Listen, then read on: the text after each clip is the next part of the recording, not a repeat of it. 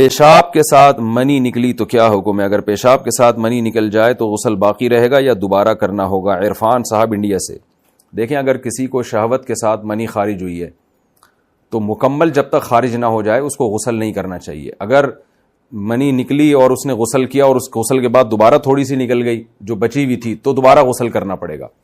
تو اس لیے جب کسی کو احتلام ہو یا منی شہوت کے ساتھ خارج ہو تو اس کو چاہیے کہ ایک دفعہ اچھی پیشاب کر لے وہ، تاکہ جو بھی گندگی رہ گئی ہے وہ نکل جائے، اس کے بعد غسل کرے.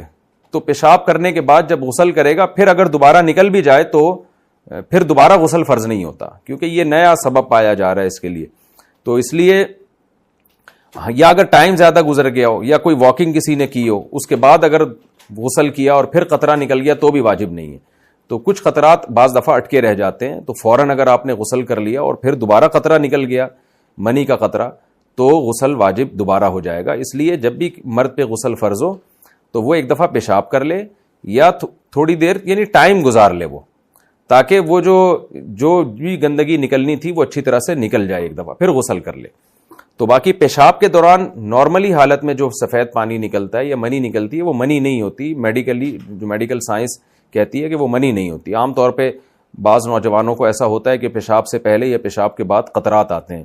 تو منی جو ہے وہ وہی ہے جو شہوت کے ساتھ، شہوت ختم ہونے پر نکلتی ہے، شہوت پوری ہونے پہ نکلتی ہے. اس کے بغیر منی جسم سے نہیں نکلتی. تو وہ سفید پانی نکل رہا ہوتا ہے، لوگ اس کو منی سمجھ رہے ہوتے ہیں نوجوان، تو پھر پریشان ہوتے ہیں. تو خواہش نفس کے بغیر جو انسان کے جسم سے سفید پانی نکلتا ہے تو وہ کوئی فاسفورس وغیرہ کا پانی ہوتا ہے، وہ ڈاکٹر سے پوچھ لیں اس میں دوا لینی ہے نہیں لینی. تو لیکن یہ کہ اس سے غسل فرض نہیں ہوتا.